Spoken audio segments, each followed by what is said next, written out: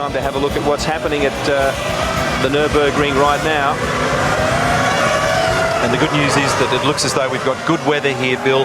It's actually above the forecast temperature at the moment. It's 25 degrees at the circuit. It is overcast. There appears to be no threat of rain. They were forecasting overcast at 23 degrees. You can see how tight it is down at turn 1. Interesting that Mark Webber has qualified pretty strongly again in position 11. Everybody's talking about the fact that Michelin have got tremendous strength again this weekend, and it's a question of whether or not Michael can pull one out of the bag, as he did in Canada, fend off everybody. I would not be surprised at all, and in fact I'm almost 100% certain that Nick Heidfeld will start from pit lane. We saw some shots of him just before the cars departed the grid. It looked to me like he was going to start down there. They had a problem.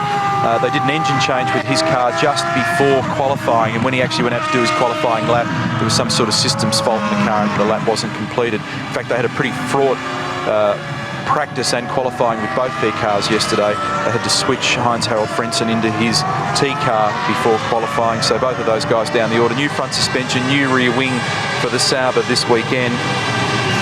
Watch for Webber, second here in Formula 3000 in 2001. He really enjoys this circuit, said he even enjoyed it last year in the Minardi. And Pizzoni has raced a couple of times here in F3000 too. And there's a bit of a hint from Mark that the car could be a little bit heavier than some of his nearer rivals as well. Are the Toyotas light, Neil, do you think, given those times? Well, the problem is you never really know. A couple of the guys I spoke to over there were suggesting that may be the case, but I actually was in communication with Cristiano just in the last 10-day period, and he reckons they've made genuine gains with this car, and that's confirming what I was talking about there before, that Nick Heidfeld will start from pit lane. That affords them the opportunity of changing the strategy with that car, and he'll fly away when the field passes him adjacent to the pit lane there. I think you're going to have a tremendous motor race here between the Williams cars and certainly the McLarens. A lot of speculation at the moment about whether or not Rubens is going to stay on with Ferrari. Apparently those rumours are real, that he may well go to Sauber. And that silly season apparently is well and truly on over there now. And is Ferrari searching for the heir apparent to Michael already? Well, that's the discussion there. Obviously, they've got the long-term contract with him, but I believe there is an exit clause if he feels uncomfortable at any time and doesn't want to continue. One quick point as we just look at Ross Brawn there, the technical director at Ferrari. See these bollards, much been made of the bollards here in V8 supercar racing in Australia. They're alive and well this weekend at the Nürburgring. Some of the drivers, Jenson Button, for example, complaining bitterly about them, and then Michael came out in support and said, look, if we didn't have them there, we'd all be driving straight across these chicanes. We really do need some control method. Perhaps the curbs might be serve us a little better if they were higher, but for the time being, we've got what we've got, and we'll do the best with them, and he thinks that Charlie Whiting's made a good decision to have them. There's always the threat of rain here at Nürburgring. You just never know. Only 3 drivers in this field of 1 here, Michael, Jacques, Rubens. Michael, of course, needs just 1 point now for 1,000 in Grand Prix. Don't forget, too, Jacques' first win was here in 1996, and boy, does he need a result in a very difficult year. 3 wins for Ferrari in the last 3 years. Rubens Barrichello last year, and Michael Schumacher the 2 years prior to that. The European Grand Prix in his first pole position. And we are set for a start. Enjoy the sound. Here we go. Away they go then. Great start from Raikkonen. Schumacher slow away. Ralf Schumacher is attacking him. Down the outside, he's in front. Ralf Schumacher's got his brother, and they said he couldn't pass him. But already in this Grand Prix, he's proved them wrong. Barrichello goes wide on the outside. One of the 2 Renaults has done very well off the start line. He's side by side with Montoya, and a Jag looks like it's blown up. Or so no, it's tyre smoke, I think. Mark Webber tyre smoke. But what a move there by Ralf Schumacher off the start line. Yes, indeed, and everybody got away particularly well on the left hand, the normal race line, as it were, of the grid. 2 Renaults are line astern, so one of them's had a reasonable start, and Raikkonen leads comfortably then from Ralf Schumacher. Michael Schumacher, Barrichello up to 4th, and Montoya then slipping back to 5th. Then it's Trulli Alonso, Panis, Coulthard, D'Amata is 10th. You're absolutely right, Martin. It was the outside lane of the track the one where the cars go down, where the most rubber is, that seems to have had a massive benefit to those that were starting on it. Michael Schumacher's lost out, Barrichello has gained, Montoya lost out. It was very consistent off the start line, and all of that is terrific news, not just for Kimi Raikkonen, but also for Ralf Schumacher. He's put one bogey behind him, then he's passed his brother on the racetrack. Yeah, been a bit of talk about that, hasn't there, this weekend, but a great run from him down to the first corner. Raikkonen stretching that lead nicely, and he will be delighted to see a Williams in his mirrors rather than a Ferrari. Barrichello will be pleased with fourth. There's the two Renaults, Panis, Coulthard, D'Amata, Button, Webber, Furman. Was that Furman I saw there? Yes, up to P13. He's passed his teammate Fisichella somewhere. He's 3 places ahead of Fisichella on the grid. This is one of the strongest weekends so far for Ralf Furman. He was very good in qualifying yesterday, just 0.3 of a second slower than Fisichella, which for a rookie on his first visit to the circuit, I think everyone will agree, is a fine effort, and he's now 3 places ahead of him. So that's a good job. Raikkonen leading, Ralf Schumacher just over a second behind him. Michael Schumacher's third, Barrichello fourth, Montoya in fifth, Trulli sixth, seventh is Alonso, eighth, and the last of the points-paying positions at the moment is the Toyota of Olivier Panis. David Coulthard is still where he started. There he is in ninth place. D'Amata in the second Toyota just behind him, and Jenson Button is 11th. The rest of the Brits, Wilson, has he had his customary great start? No, he hasn't actually. He is down in 18th place, and we mentioned Furman, he's 13th. At least Wilson's ahead of Villeneuve, though. I don't know what happened to Jacques on the first lap, but Jacques Villeneuve down in 19th. Heidfeld starting from the pit lane is 20th. Fisichella, the big loser, though, on the start, lost 3 places. Here is, as it looks, from Michael Schumacher. He started on the front row of the grid in second, but look, Ralf easily driving past him down to that first corner. Then it's very tight behind. Montoya, the two Renaults, Panis screaming down the outside in the Toyota, and that worked very well for him. And the Jaguar was smoking, James. The Jaguar of Webber was smoking, probably just a little overfill or pressurization in the engine there. Ralf so nearly locking up and going into the back of Kimi Raikkonen there. Schumacher, Michael having to settle for third then on the opening lap, and that's where he remains as they enter lap 3. And that expression on the face of technical director Ross Brawn there on your screens a moment ago is pretty much the expression he's had all weekend. Inscrutable. You wouldn't want to play poker against Ross Brawn. You've no idea what he's really thinking. The one little clue, though, he has given us this season is when his car in Michael Schumacher's hands has qualified well, and it's been carrying a lot of fuel. He has tended to be quite smiley in the reaction shots during qualifying. There was no smile yesterday. It was that inscrutable look. They are really up against it here at the Nürburgring. It's nothing to choose between the top 3, 4, 5 cars, as you can see. Lead was 1.8 seconds as they went over the line. Further 6/10 back then. Ralf Schumacher second, Michael Schumacher third, 6/10 behind. Barrichello 1.6 behind his teammate. So just spreading out a little bit at the moment. The closest action is truly very close to the back of 5th place man Montoya. On board with the Renault then, heading up there towards the RTL curve, just over the top of that crest.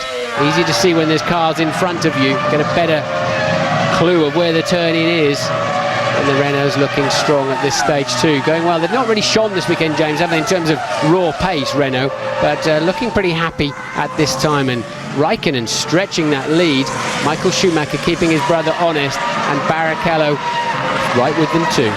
Yes, you talk about the Renault team. I think they were a little bit mystified. Jarno Trulli yesterday after qualifying in his press briefing was saying that when they came here this weekend they expected to be very competitive, but Friday really was a bit of a washout for them in every sense of the word. And it was something of a surprise to Trulli that he was able to get himself up into 6th place on the grid after the poor start that they made to the weekend. It should have been a circuit that suited their car, but they were a second off the pace of Ferrari, Williams and McLaren through the early part of the weekend. Trulli managed to reduce that to half a second yesterday in qualifying. Huge bite of handling difficulty there. Yeah, it's got out of shape on under braking. Did he get past in that move? Panis was 2.4 down, so no, he would not have done, but yeah, fighting the car. Remember, that Renault's on the softer tyres, and we're wondering if that's really the optimum tyre to be on this afternoon. So let's just talk a little bit then, Martin, about the challenge of Kimi Raikkonen. Obviously in Canada he had a pretty terrible time. He binned it in qualifying, started from the pit lane, managed to fight his way up through the field. But Ron Dennis talked yesterday of a maturity, a growing maturity with Kimi Raikkonen, and he felt that the qualifying performance yesterday was a good example of it. He's out front now in the Grand Prix, looking for his second victory of the season, one which will get him back on terms with Michael Schumacher in the championship. Just tell us a bit about the pressure on his shoulders.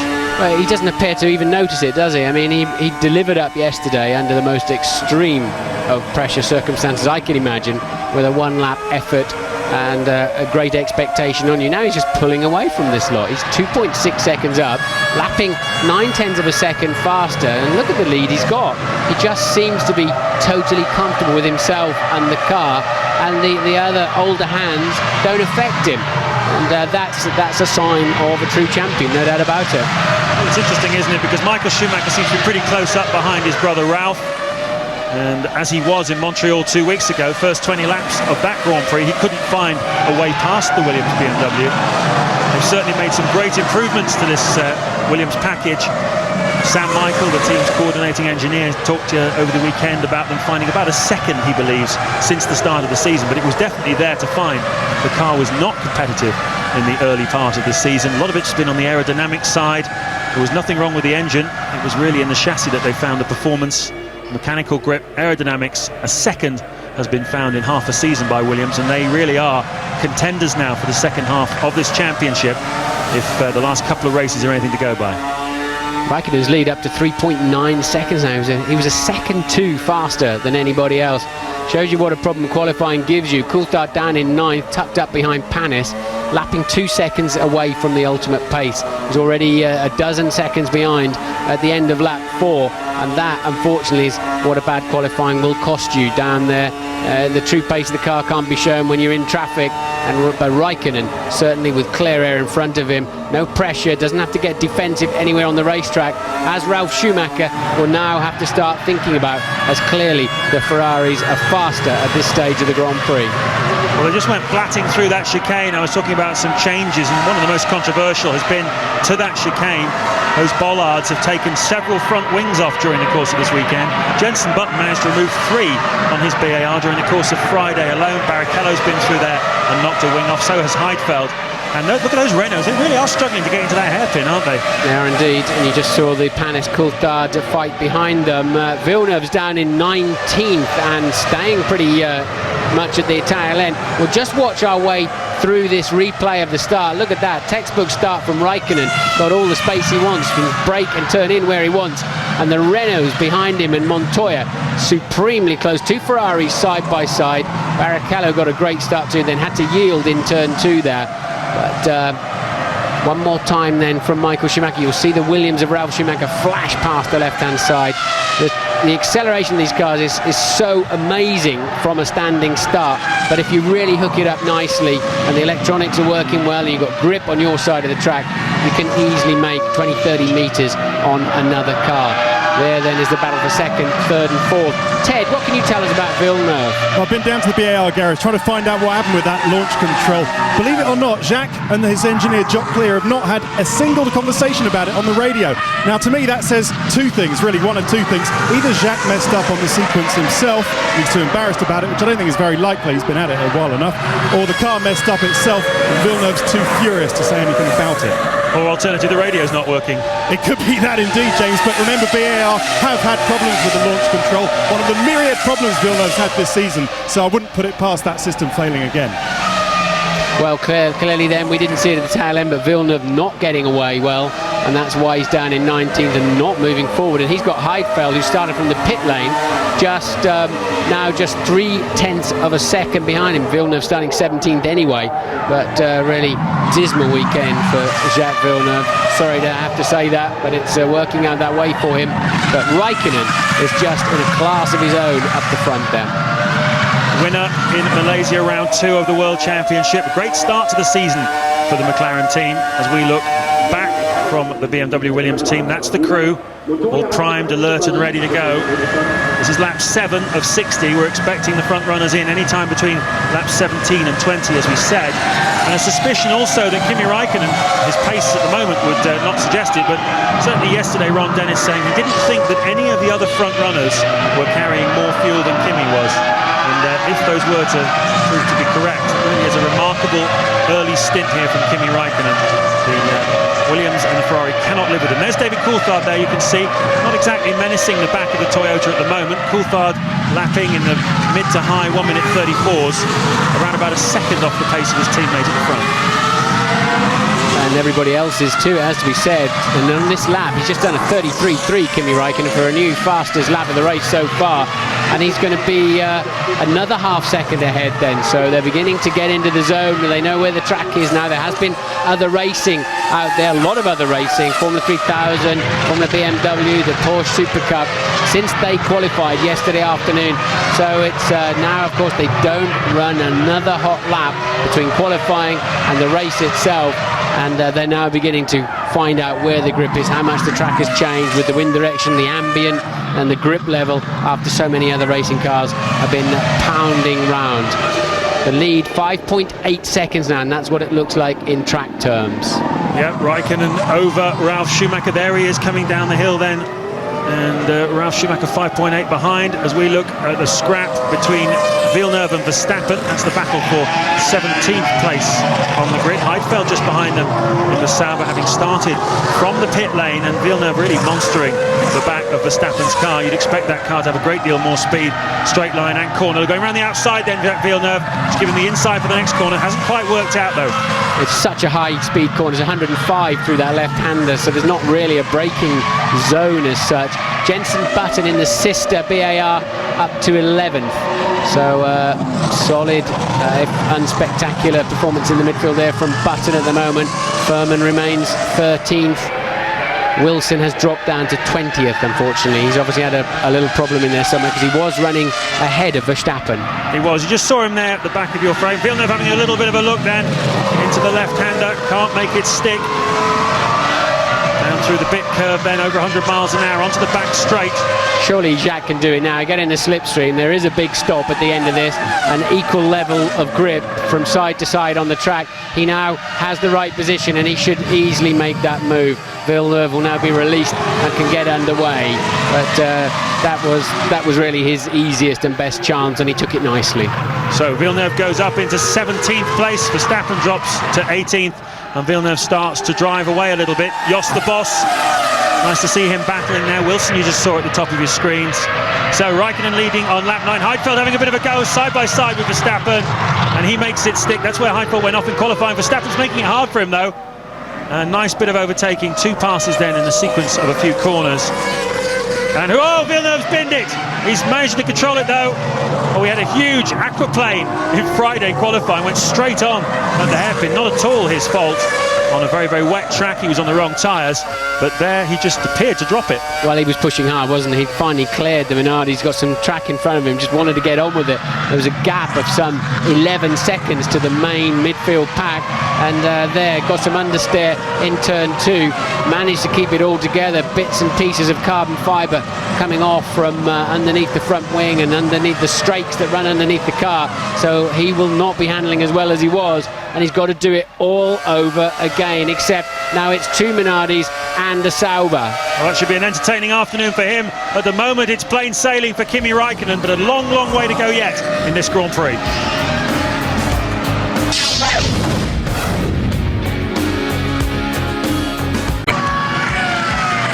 Welcome back, European Grand Prix. We're seeing some great battles in the back of the field, Neil.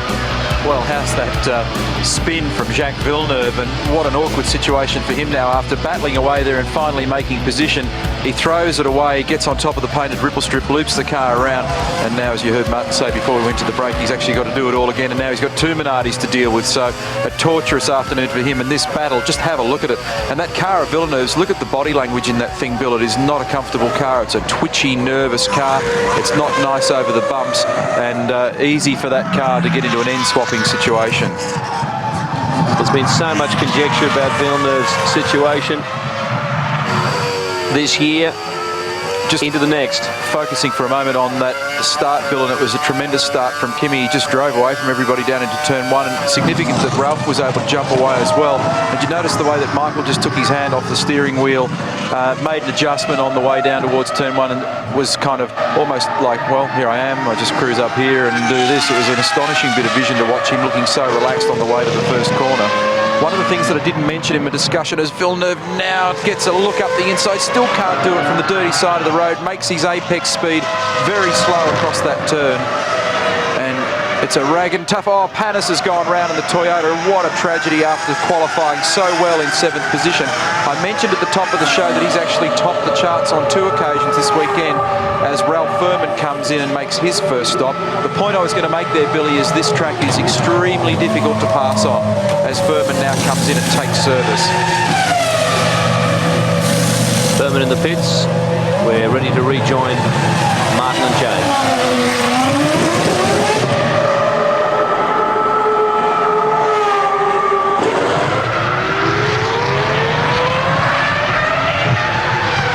Lap 11 of 60 here at the European Grand Prix at the Nürburgring. It's a fantastic scrap for last place in the Grand Prix. Something you don't see very often. Jacques Villeneuve, who certainly doesn't appear at the back all that often, is trying to pass Justin Wilson in the Minardi in front. This is Olivier Panis in the Toyota. Was running in 7th place, but he's not anymore. Look at that, he's dropped it at the first corner. Wheels furiously spinning. Another example, they are. What I was talking about at the beginning of the show. Look at the tyre wear on the inside of his right front. You run about 3 degrees of camber. The top of the tyre leans in, so you always wear the inside out first. That's also where the braking patches, particularly in the second half of the braking zone, as the downforce bleeds off and the car comes up, the springs are less compressed, the tyre's getting a little bit worn, and suddenly you snatch your brake. Where you were braking before, exactly the same place you braked in the previous 10 laps, and it was fine. All of a sudden, the wheels lock and you go way too deep into the corner. 60% of your braking is through your front tyres. If one of those locks up, you've lost best part of 30% of your braking capacity, but that did release David Coulthard then up into 8. Meanwhile, Furman has pitted at the end of his lap 10 and is down, has moved well down the field, so clearly 3 stopping were the Jordans, and Fisichella in the pits now again for quite an early scheduled stop, and he looks like he's 3 stopping too. Yeah, that's if those are scheduled stops, and it certainly looks that way, that's disappointing for the Jordan team. There is Ralf Furman, who was anyway in front of Fisichella on the racetrack, but this is only lap 12, and to bring your cars in on laps 11 and 12 means you were running pretty light fuel during qualifying. So I think the Jordans, having qualified in 13th and 14th places, be a bit disappointed with their performance this weekend. That's not quick, is it? No, it's not. And they flattered to deceive a bit in qualifying then in that respect. Interestingly though, James, this last couple of laps, they've normalised Raikkonen's pace. Everybody's now, Raikkonen's just done a 32.9, the fastest lap of the Grand Prix so far, and the other players are in the 33, low 33, so Raikkonen's just stretched the lead one more time to 7.3. But the 2 previous laps, they pegged him, and the Grand Prix suddenly stabilised for the first time. Raikkonen, they stopped him pulling away from them. Or maybe he was either taking a breather or giving the tyres a bit of a breather, but his pace the same for those 2 laps as Ralf Schumacher and Michael Schumacher behind him. Give you an idea of the overall picture then of this Grand Prix. From the start, Kimi Raikkonen taking the lead, Ralf Schumacher jumping Michael Schumacher. He is 7.3 seconds behind race leader Raikkonen as Villeneuve thinks about an attack on Wilson here. We're going to see a pass here, unless Wilson covers the inside line, which he hasn't done. He's left Jacques exactly the line he needed, and Jacques has been getting too feisty in the 2 corners before that. There's no point, you'll never get through in those, but if you just come out of the pit curve well, he's got the straight line speed and the better downforce and braking capacity, and well, he's pulled the same manoeuvre now on both Minardis. Unfortunately, with that spin, he's got to do it all over again on Verstappen now. Yeah, I think that was actually Verstappen. Let me just see. Yeah, that was Verstappen. The 2 Minardis have switched order. Corrections, apologies for that. Villeneuve is now behind Justin Wilson. It was Jos Verstappen who he just passed for the 2nd time in this Grand Prix. Here's your race leader then, 7.3 seconds clear of Ralf Schumacher in 2nd. Michael Schumacher just right with his brother, a 2nd behind at the moment on lap 13. Barrichello, he's just under 3 seconds behind his teammate. That was Mansour Ojeh there, Ron Dennis's partner in the management of the McLaren team. Montoya 1.7 seconds behind Barrichello. And you can see the margins between the race leader and the rest. And a very handy opening stint indeed from Kimi Raikkonen as Jarno Trulli in 6th, where he started the Grand Prix as well. Renault seem to have stabilised a little bit on their tyres now. Trulli's pace pretty much the same as the Williams, McLaren and Ferrari in front of him. Yes, the man who's struggling a bit is Alonso in 7th. He's in the 34s, everybody else in the 32s and 33s. And the two Renaults are going to have Coulthard cruising up behind them anytime soon. De Matter's 9th, 8 seconds behind Button. A very lonely 10th in terms of, he can't see 9th place man, but Mark Webber in the Jaguar right behind Jenson Button. There's a good scrap if we can pick that up on the TV screens. Your leader then, Kimi Raikkonen, now by exactly 8 seconds. Ted. Well, Martin, you're talking about the Renaults. I've got to say, actually, they're looking pretty good in this. The lap times suggest that they are going to run longer than the Williams. Ted, must interrupt you, sorry. Jacques Villeneuve's front wing has come undone. I wonder whether he's hit the chicane bollards that we were talking about before, because certainly a number of people have done that this weekend, and the man who was giving us the best fight of the Grand Prix has now knocked his front wing off, Jacques Villeneuve. Yeah, we saw him spin off exactly here where he is now, so either the damage was done there, we did see pieces of carbon flicking up in the air. I think more likely he's giving the bollards a whack at the chicane. So that somewhat concludes a miserable first part of the Grand Prix. He will stop, have a new nose and read. There we go, look, yeah, it was the bollard on the right hand side, driver error, and they'll change the nose, but that will leave him back at the tail end of the field again. At the moment, the two Jordans are 19th and 20th. It's like some sort of fairy tale, this, isn't it? It's sort of some sort of terrible dream where you constantly going back and back and back to the back of the grid, no matter how hard you try. Here's the Renaults then getting ready for pit stop. We were hearing from Ted, I interrupted him there when Villeneuve knocked his wing off, as Mark Webber comes into the pits from the Jaguar. Ted, briefly, what was the Renault story? Well, the Renault story indeed was that they were going to pit soon, and here they go. Webber in, of course, BAR are out for Villeneuve, and Sauber are ready as well. But this is interesting from Renault. I think they're going to do this to try and get round Montoya. Remember, Alonso did set the fastest lap in Canada, so they're going to try and mirror something like they did there. It's going to be interesting, this one. Frenton in early too. So definitely three stops. They can stretch it here. They've got an opportunity to fuel heavy and make a longer middle stint. Here comes the chasing tail enders at the moment, and Frenton just making it out in front of the Minardi. Well, I think judging by the stationary time there, the Sauber certainly is on a 3-stop strategy. The Jaguars seem to be stationary for 10 seconds there, Mark Webber, and that would indicate, unless the stopwatch was wrong, that he put a bit more fuel into the car. Maybe he's stretching his strategy out to a 2-stop, but that would be consistent with the way Jaguar have done Grand Prix this year. They have tended to run quite long, at least 2 of the stints of the race. And so here comes Jacques Villeneuve with damaged wing. And Trulli in the pits, Trulli from P6 into the pits then.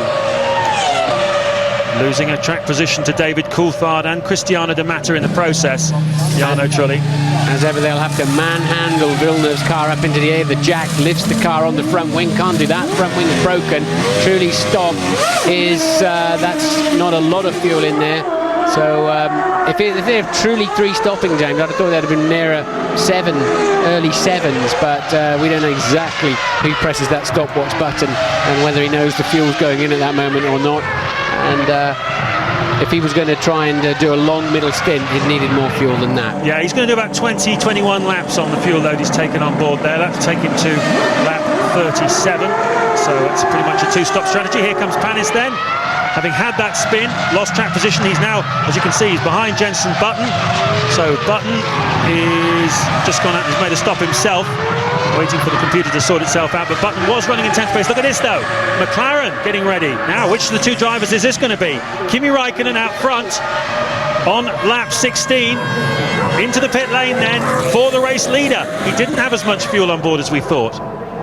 That's surprising, isn't it? That surprised a lot of people in the paddock, certainly surprised me. And there's a Ferrari expected in soon too. So they've all fueled, they've all been edged into fueling quite short. Raikkonen had a 5.4 second lead. He'd have to coast in the pits for that. And in behind him then is Michael Schumacher. Away goes Raikkonen with a solid stop. Nothing spectacular. No, nothing spectacular, but a solid two-stop strategy. Michael Schumacher's time almost identical. We talked about this being close, didn't we? They're on similar strategies, almost nothing to choose between them. But the lead of the race has now been handed to Ralf Schumacher on lap 17 of this Grand Prix at the Nürburgring. Barrichello is second, and Montoya should be in third place, I believe, after the stops of previous race leader Raikkonen and Michael Schumacher. But as we said before, all the front runners expected in within 2 or 3 laps of each other. Okay. See how it shakes out when they've all had their first scheduled stop. Michael Schumacher back out on the racetrack. Now this is where he beat his brother in Canada, because he was so quick, leaving the pits, getting straight on with it. Ralf had elected for used tyres, didn't have that maximum grip of a new set of tyres on the first lap, claimed he had a bit of traffic, whatever. But these are the crucial laps of the Grand Prix if you want to leapfrog and use the refuelling as an opportunity to improve your track position. But on that occasion, it was the Williams that pitted first, wasn't it? Michael had the extra lap of fuel. This time it's the other way round. Ralf Schumacher's got at least 1 more, perhaps even 2 more laps of fuel in his car as Rubens Barrichello comes into the pits. So Michael Schumacher's attempt to jump ahead of his brother is really under quite considerable pressure. It's up to Ralf now to push very hard. His last lap of 1:33.3 is very much on the pace. Montoya is second as Barrichello, who was third, comes into the pits. Williams 1-2 then. Be interesting to see how far they could go. Bernie Ecclestone's tip for the win this afternoon. And if they stay out for another 3 or 4 laps, that might be rather smart. Well, we saw Michael Schumacher looking over the shoulder of the FIA guys, weighing Kimi Raikkonen's car after qualifying yesterday. So he knew that information. And you can see there Michael Schumacher sailing past his teammate. Obviously, Bernie's privy to it too. He knew how much fuel was in the cars. Perhaps he's privy to it, I don't know. But maybe he knew something that the other competitors didn't. Namely, how much fuel is in the 2 Williams of Ralf Schumacher and Juan Montoya. They're lapping in the low 1:33s at the moment in this Grand Prix. Alonso on the same sort of pace in 4th place. Coulthard hasn't made a stop yet. He's also lapping at the same kind of pace at the moment. Kimi Raikkonen has rejoined in 6th place after his stop. Michael Schumacher has rejoined in 7th, still 8 seconds behind Kimi Raikkonen. Looking lonely out there for Ralf Schumacher at the moment. He's got a 6.3 second advantage over Montoya, who's not really had a great pace so far in the Grand Prix. He's held station. He's been there or thereabouts, but nothing like the sort of stunning pace we saw from him, and he pits, so Williams are not going that much further. You can assume Ralf will be in quite soon too. We've got to expect Coulthard in the pits. Normally the McLarens run with a pretty similar fuel level too, but Montoya not shown that stunning pace he had 2 weeks ago in Montreal. Nonetheless, he's still in the hunt for the afternoon. Alonso pits, Coulthard pits too, so currently 2nd, 3rd and 4th place men into the pit. There's the Renault of Alonso, a little front wing change. We saw that his pace wasn't as good as it may have been, and we haven't got a clock on Coulthard. Montoya's away, so is the Renault of Alonso, so they're pretty much leaving the pit absolutely as they arrived, in the same order, and a slightly tardy stop for Coulthard. Maybe they got a bit more fuel into that car, and look, he doesn't quite clear truly either, so Coulthard will be pleased to see the back of the front runners in terms of he's now coming into the hunt, but he'll be disappointed that didn't clear the Renault. No, he will be disappointed with that. So Ron Dennis's prediction that nobody out there would be running more conservative than us, very much wrong. Kimi Raikkonen has made his stop. He was the first of the big guns to do so. He was not carrying more fuel than the rest of them. The man who's been carrying the fuel is Ralf Schumacher, and that makes his qualifying effort all the more creditable. 3rd place yesterday, just less than 1/10 of a second slower than Raikkonen, considering how much more fuel he was carrying, and considering how much more fuel he was carrying than teammate Montoya. That was a stunning effort from Ralf Schumacher yesterday, and once again the man who was on pole for the 2 previous Grand Prix, hitting a bit of form now. He's certainly hit plenty of criticism, hasn't he, for not attempting to pass Michael Schumacher in Canada, for not being quick enough in Montreal around the time of the pit stops, losing the lead to his brother. People say he's not hungry, that he lacks desire, but he's showing today he's very hungry. Yes, that must be a McLaren with that sponsor on the front. Michelin tyres going on, black overalls, clearly Coulthard's pit stop, as you can see at the bottom of the screen. And Ralf still didn't pit at the end of the previous lap. As you can clearly see, he's still on his way. He's on lap 20. Raikkonen 21.3 seconds behind him. That's not enough to take the lead, is it? And nor should it be, really, because Raikkonen had about 8 seconds in his pocket. But Ralf lapping late 33s, and so is everybody else. So he's not, with low fuel at the moment, much lower fuel than the others. For some reason, he's not really taking the advantage he needs now, James. No, he's not. He's only 21.3 seconds faster, ahead of Kimi Raikkonen on the racetrack. His stop must be imminent, and to be coming to the pits and rejoin ahead of the guy who was behind you safely here on a two-stop strategy, you need something like about 25 seconds. So he's going to be closer than he was before the stops, but he's still going to rejoin behind Kimi Raikkonen when it all shakes out. Raikkonen up to second now. Yes, interestingly, Michael Schumacher's 27 seconds behind Ralf, so Ralf should pop back into second place if he has a fault-free stop. So there's not going to be any key changes on... not going to be any key changes. Alonso's got ahead of Trulli, though, in the stop. So somewhere or another, Trulli had a problem, and that's moved Alonso number 8 up to P6. Coulthard just behind the pair of them. How many times have we seen that this season? It's just something about the races. Alonso just seems to push harder throughout the course of a stint, across the course of a Grand Prix than Jarno Trulli, who is often quicker on the single lap, but just perhaps can't keep the pace up to the same extent that Alonso can. Seems to be the way, doesn't it? Seems to be the way. Did Ralf Schumacher pit? No, he did not pit. He's going into another lap, so he certainly is the man with the longest legs for the first stint this afternoon. There is his board, plus 21.7 seconds. He was 4/10 quicker than Raikkonen that time around, and now they're getting ready for him at the end of his lap 21. There's the race leader. And that will mean he's carried 4 laps more fuel than Raikkonen did. And that really is a very good effort from Ralf Schumacher. You need about 3 kilos of fuel per lap, just under. So he was 12 kilos heavier than the McLaren on the start grid. And if you consider he was less than a tenth slower than him, that really does show you what a lap it was from Ralf yesterday. Yeah, 12 kilos, did you say? What was that, about 4 and a bit tenths of penalty. So Ralf looking good then. Barrichello scything his way through the back markers. Heidfeld, who started from the pit lane, was running 10th. Has now pitted, so he's on a normal 2-stopper. Don't think there's a lot of point in carrying too much fuel around here. The penalty's too high. Ted. Yes, I was watching David Coulthard's lap time just before Ralf stopped. It was 9 seconds worth of fuel time, so he'll be able to run longer than Alonso and Montoya. 8.5 seconds, the target about for Ralf's stop here. They're making a small adjustment to the front wing. New Michelin's on. There's no problem with the fuel. He's off. That's a good stop from Williams. 7 seconds, 7.7. Yep, second Grand Prix in succession that the Williams stop has been very, very sharp indeed. He's racing against his brother here. There's the race leader, the new race leader, Kimi Raikkonen. There's Michael Schumacher in the background, and so Ralf Schumacher comfortably back out in front of his brother, and if anything, he's increased the margin by perhaps half to 3/4 of a second over the course of that stint. So Ralf really, this Grand Prix, making it count his strategy. Nastily balked there, though, it looked like, by Minardi. He is being balked. Yeah, Wilson not really ready to yield, but he's rally crossing around the outside, and Ralf says, yeah, good luck to you, you're better off out there because I need to get on. He knows how crucial these outlaps are, and has lost him a second or two already, and it's so tight in Grand Prix this season. It's those sort of moments that can make a difference at the end of the final lap. Justin Wilson there getting well sideways, and Ralf, hey, what are you doing? To be fair to Justin, Ralf came out of the pit lane, probably out of view. Justin's in the middle of his own hard race with Verstappen and Fisichella and co, and he was just minding his own business. I'm sure he would have yielded down the next straight. As it happens, he didn't have to, because Justin made a bit of a mistake. Yeah, Villeneuve, we were looking at him before, lost his nose, as we know. He's still in last place, and 14 seconds off the back of that Minardi battle. So here's the race leader once again after the first round of stops. Kimi Raikkonen coming through to complete lap 22. Ralf Schumacher is second. Michael Schumacher is third. Barrichello is fourth. Fifth is Montoya, and sixth at the moment, Fernando Alonso.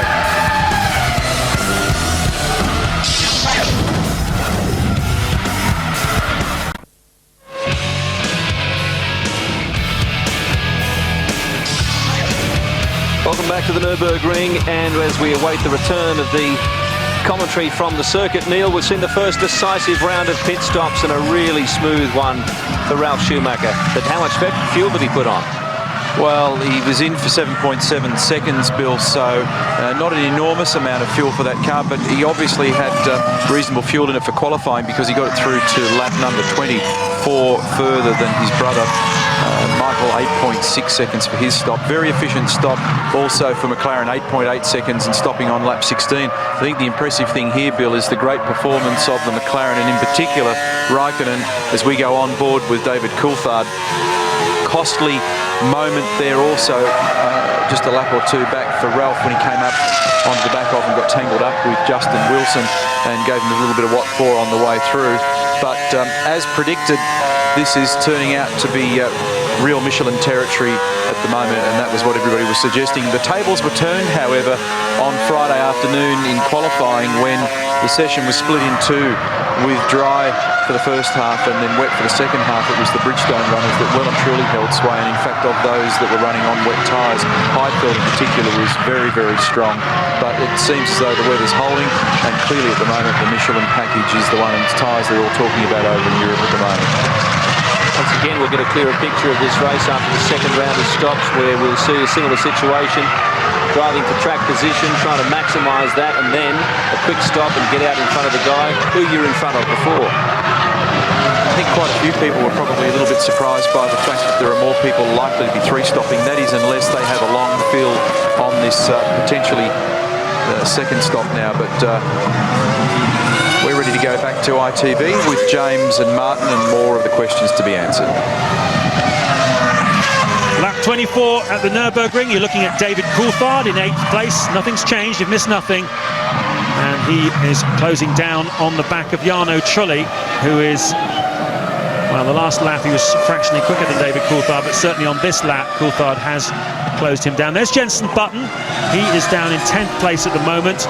Olivier Panis is 11th and right on the back of the Englishman. Panis was 7th in the Toyota, which is where he started the race on the grid, but he had a spin and dropped down to 11th, which a painful mistake for him. On board then with Olivier Panis chasing down Button. Fastest man on the track still Kimi Raikkonen, but Ralf Schumacher's pegging him. The gap still 4.3 seconds. Right, the quick pit stop of Williams and the ins and outs of Ralf Schumacher, he halved the deficit and now has the young Finn certainly clearly in his sights. He'll be on the same straight most of the time, and it's race on. I think Michael Schumacher just beginning to slip back slightly from them. He's 9 seconds off the lead in 3rd place. Barrichello 5 seconds further behind him. Alonso, Trulli and Coulthard in very close company, lapping in the 1:34s. Here's the race leader. What are we going to see here as a replay? And that's just about perfect how you want to hit those bollards. Let's hope he didn't collect the next one with the wing. He didn't collect it at all, hardly. So you can bash it with the tyre, don't touch it with the nose. And remember, of course, behind the wheel you can't see the nose. You haven't really got a clue. It's like driving an E-Type Jag. You don't really quite know where the front of the car finishes. Mr. Huppert there on the wall, the top man at Mercedes-Benz. Cristiano De Mata coming in for his second stop of the afternoon. So I don't know if this is scheduled or whether he's not happy with the balance of his second set of tyres. Bit of work going on there. Front right-hand corner, I should say. Nose change for Cristiano De Mata. Maybe he has tagged one of those bollards. Slick work though by the Toyota boys. Putting the new nose on, fuel and tyres in under 15 seconds. Don't cross that white line, Cristiano. No, he doesn't. It looks like the nose is held on with Lego bricks or with Velcro or something. I've never seen. That was a tremendous nose change on that car. They've got a great system on that for a change of nose, and the front wing, of course, connected to that. And it's quite complex, that piece of carbon fibre and honeycomb, because that's where the crash test zone is, and a clever piece of kit, and it weighs virtually nothing. But usually, because it's so pivotal with the crash testing program, they have to be really bolted on. That's a great system they got on that Toyota. Not to mention the amount of air, the downforce being generated by that front wing. It's a big, big load as the air passes down over it and pushes it down onto the track.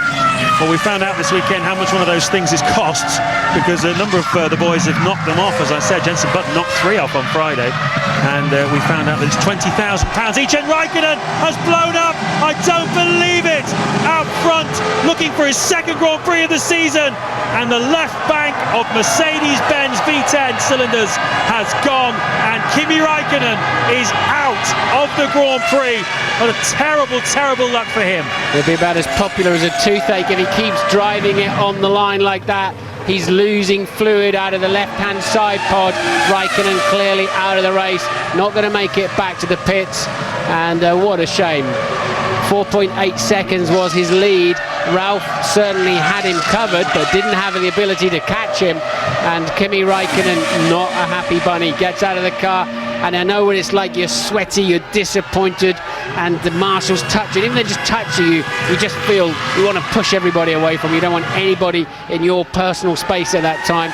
You just are so unhappy when your car fails like that. Mario Ilian there, the engine builder from Mercedes. And here's a replay of what we all know is the inevitable big trail of telltale white smoke. And Kimi Raikkonen's Grand Prix is at an end. Talking about people jostling off marshals, remember James Hunt actually punched one. Do you remember escorting him away from his car? James turned around and walloped him one, and Raikkonen dejected. The gloves go down, and that is a very, very bad afternoon for Kimi Raikkonen and for Mario Ilian.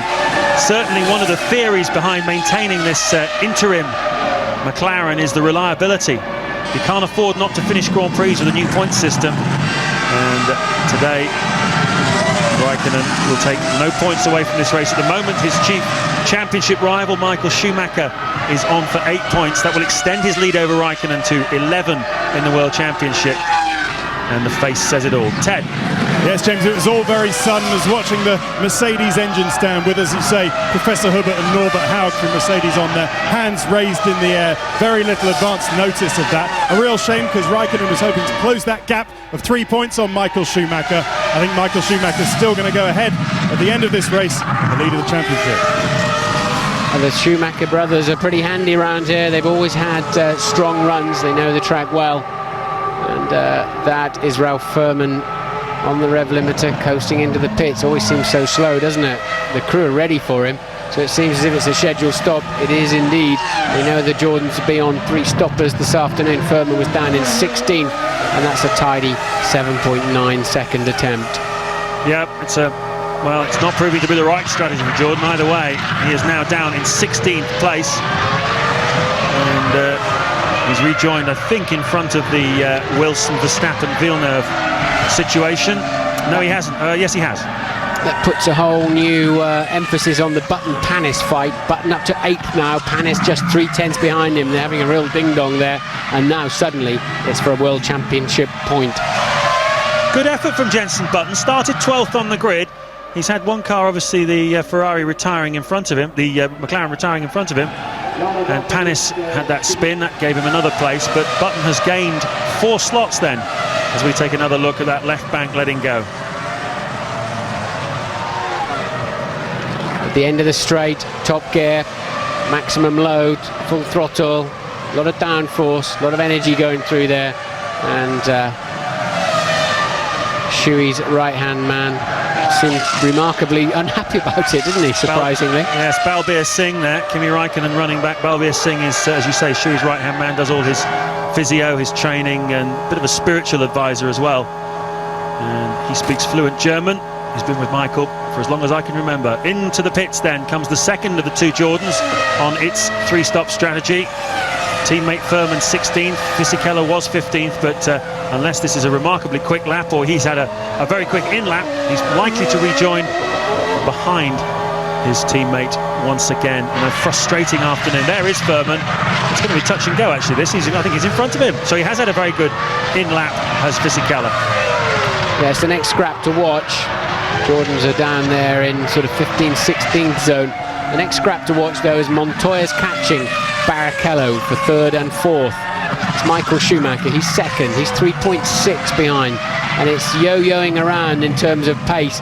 Gains a 10th, loses a 10th, and there that's 3.6 on the racetrack as Michael's coming down the hill.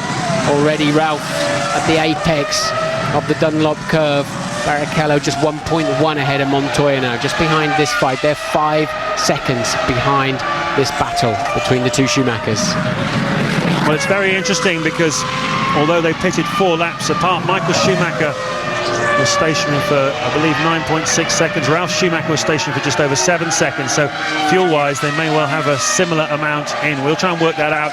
Kimi Räikkönen's just working out what he's got to do to get a break in this season. He's out then on lap 29. Ralf Schumacher leads, as it was 2 weeks ago in Montreal. A battle between the two Schumacher brothers. Michael's second, Barrichello is third, Montoya is fourth, Alonso fifth, sixth is Trulli, seventh Coulthard, and the last of the points positions at the moment, Jenson Button in eighth.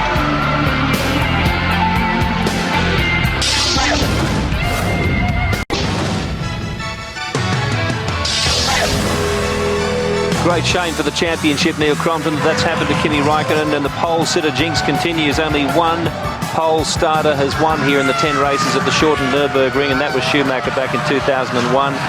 Kimi Räikkönen really needed a good result here this weekend, but there's a long way to go in the championship. We hope he can find that consistency. Certainly Ferrari has the consistency. Yes, and it comes on the back of a difficult week for McLaren with the problems with the FIA crash test with the MP418. Then the summer testing ban, but off the back of a string of good results for Kimi when he got back into the points in Canada in 6th place after coming off the back of the grid. And only the second time this year that he has DNF, the accident in Spain, and now what is apparently an engine failure for him. Interesting, just a few laps ago also there, Billy, that looked to me as though they've long-filled Cristiano Di Mata. And they put in about 14.8 seconds worth of fuel, so she's a real tractor at the moment. It's going to be very, very heavy. There's a pile of fuel in it, and I think you may find, in fact, some people actually go for a longer fuel now on the second stop. They've opted for the short sprint strategy in the initial phase, and then perhaps will opt for some more fuel the second time around. Look at these bollards that we're talking about before, and there's plenty of blokes nailing those. Jacques Villeneuve unsuccessfully so when he broke the front wing off his car. Yeah, the secret is to hit him with your wheel and not your wing, as Jacques discovered. And not that easy sometimes when you're blinded by the preceding car. And as Martin quite rightly pointed out, quite difficult to sight the apex on occasions, depending on the radius shape of the corner and where the other cars are. You can actually end up just mistiming it ever so gently because the wheel actually obscures your target point. Riding with Montoya here. Time to cross back to Martin and James.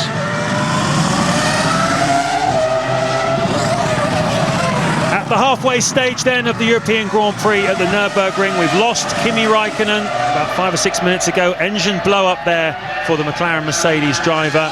That meant that Ralf Schumacher took over the lead. This is his teammate Juan Montoya we ride on board with now. He's in 4th place. Michael Schumacher is just 3.5 seconds behind his brother in 2nd place. Barrichello's 3rd, 6 seconds behind.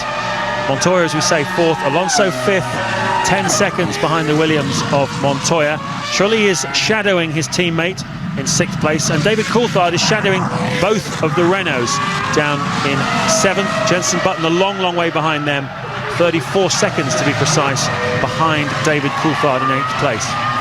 Michael Schumacher's been whinging about the new point system. He feels he's won more races and still doesn't have the clear advantage to go with those race wins. I think he'll change his tune now. Räikkönen out of the Grand Prix, and of course, as it works out now, it's 10, 8, 6, 5, 4, 3, 2, 1. To pull back a deficit is harder. To build a deficit is hard, but to haul it back, and I think it'll now start playing into Michael's hands at this stage. Well, very much so. As you can see, the Renaults there getting mixed up in the Jordan of Ralf Furman. The strategy for Jordan not working out today. They're being lapped then by the 5th and 6th place cars at the moment. Alonso still struggling to keep that car on the island. He's been jiggling the steering wheel throughout the race. Car obviously a pig to drive today, but nevertheless he's managed to get himself in front of Trulli, who's having a bit of a problem getting round the side of Ralf Furman. Coulthard will have a go in a minute, and it's like a car park out there at the moment as they work their way through the lap traffic. Yeah, I mean, as you say, Martin, the point system works to your advantage if you're reliable and consistent. Michael Schumacher's only had one non-finish this year, and that was when he dropped it in Brazil in the rain at that infamous corner that claimed so many victims. Kimi Räikkönen didn't score any points in Spain, and he's not scoring any points here today. That's 2 non-scores, and that begins to open up the margin in the championship in Michael's favour. 11 points as it stands at the moment then. Frentzen in for his 2nd stop of 3, we believe, this afternoon on his 3-stop strategy. He was in 11th place before he came in. Lead has just gone through. Here comes Michael Schumacher. He will clear. And that's a bit bizarre, isn't it? It often is, to keep the fans off the racetrack at the end of the Grand Prix. It often keeps the drivers away too. Raikkonen parked on the outside of the track, so he's had to, he's been working some time now, hasn't he, to find a way back to the pits, where he'll be debriefing heavily and telling the, even though he didn't finish the race, they'll spend a long time downloading comments, feelings and data, and understanding what was good, what was bad. And even though they really did appear to have enough speed to win this Grand Prix today, they'll always be looking for something better. All the teams will be the same. So Raikkonen still with a lot of work to do this afternoon. Yeah, indeed he has. The marshal there perhaps suggesting Raikkonen might like to put his helmet on for the ride back to the pits. Raikkonen suggesting the marshal might like to just get on with riding the cycle and leave him alone. Not in the mood for talking, and you can't blame him. Lap 33, nice rearward shot then from Barrichello. 1.3 seconds is the gap. You can see it for yourself between him and Montoya. And as Martin was saying, that's the developing scrap here on the racetrack. The last lap times almost identical. This is how it looks from Montoya in 4th place. And his pace, unlike Canada 2 weeks ago, where he was around about 0.3 of a second faster than his teammate, certainly in the closing stage of the Grand Prix. Today, you can't say that. Ralf has the edge over teammate Montoya. A rather contrite Norbert Haug, big contrast to the way he was yesterday after qualifying, after Raikkonen stuck it on pole. He was banging on the desk of that Mercedes desk like some character from the Jungle Book. But today, a much more somber mood there, and who can blame him? A big and rather embarrassing blow-up for Mercedes in front of all their big brass here. But that's motorsport, it's sport, it's what we love about it. It's the peaks and the troughs, the glory, the misery. You have to go through all of those emotions, and as you said, Norbert Haug's had both in 2 days. Ralf Schumacher stretched the lead to 4.1 seconds now, and again Montoya looking pretty feisty as well there in 4th place. So the Williams definitely working better in this stage, at this stage of the Grand Prix, James. But I've said it before this year, and I'll say it again. The reliability of these cars is astounding this year. 19 runners. Only Raikkonen has dropped out of the Grand Prix with that engine problem. And of course, they have to lock the things away until a quarter of an hour before the race starts. They can't change them. They used to pull them apart, spend hours, spend all night looking at the cars, go out in the warm-up, pull them apart again.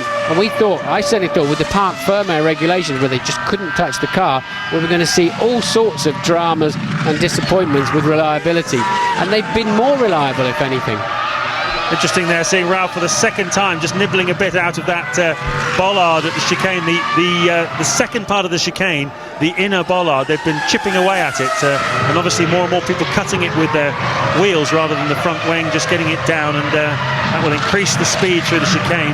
Certainly all the drivers said when they turned up here on Thursday and had a look at that chicane with those changes that they would make everyone very cautious during the race. So far only Villeneuve has come a cropper, hitting it with his front wing during the race and having to pit for a new nose. Nobody else so far making that mistake. Must be starting to home in on the second pit stops. We expected them to run a little bit longer in this second phase of the Grand Prix. All the key players on 2 stoppers. There's Michael. The gap is 4.2 seconds now. It's really nothing between these 2 cars. Different tyres, different cars, brothers driving them, and they're absolutely identical on their lap times, lap after lap.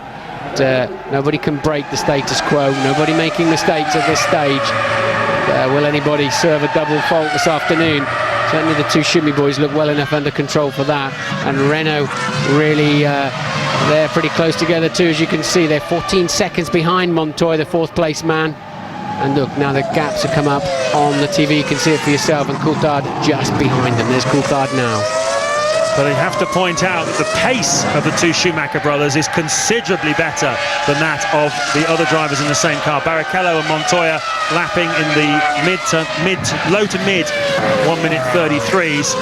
Ralf Schumacher 1:32.8 the last lap. Michael Schumacher 1:32.9. Nothing to choose between them, but it's still 6 or 7 tenths of a second a lap faster than their teammates in identical cars. Why? Because they're pushing. We reckon, given the nozzle time from the first stops and when they actually made their stops, that Michael Schumacher will pit again on lap 38 and Ralf Schumacher will pit on lap 39. If that information is accurate, And they've been working it out up here with pencils and not calculators, but hopefully that should give us quite an interesting tussle in about 3 or 4 laps' time when the second round of pit stops comes. Michael Schumacher, can he do something about his brother? 4.6 seconds at the moment, the margin between the two of them. And we think Coulthard probably fueled longer than the two Renaults. So he's got to be right on their tails. If he's going to leapfrog them in this final pit stop, he's got to be right with them. And at the moment, he's a second, 0.6 behind, and falling away slightly actually too. So Coulthard's really got to pump some hot laps in now if he wants to get up to 5th place this afternoon. Yeah, he's got about 3 or 4 laps, maybe more, of fuel. Here's Ferrari getting ready again for a stop. First time round, it was Schumacher who came in before Barrichello by a lap. What's the story going to be here, I wonder? There's one of the two Ferraris. It's Michael Schumacher, and he pits from 2nd place. So that's 36, a couple of laps out from our calculations, but nevertheless, here he is into the pits. Yes, nobody really knows exactly when that nozzle goes on and when the fuel starts to flow, but everybody's ready for him. The second and final scheduled stop of the afternoon. New tyres, more fuel than at any other time in this Grand Prix, and that's why it's a 10-second. In fact, he was away before that stopwatch was clicked off. But of course, we're 37 laps into a 60-lap race, so he's clearly got to put and carry more fuel than at any other time, and he's got a bit of traffic ahead of him. He's coming out just behind the Coulthard 2 Renault scrap ahead of him there now, and that's for track position, so they're not going to yield. He's not going to have the advantage of blue flags waving, even if he's got more speed with that heavier fuel load at this stage. But of course we know that Coulthard, the 2 Renaults will be pitting, but I don't think for 2 or 3 laps yet, so Michael Schumacher will be slightly disappointed to see that little entourage in front of him.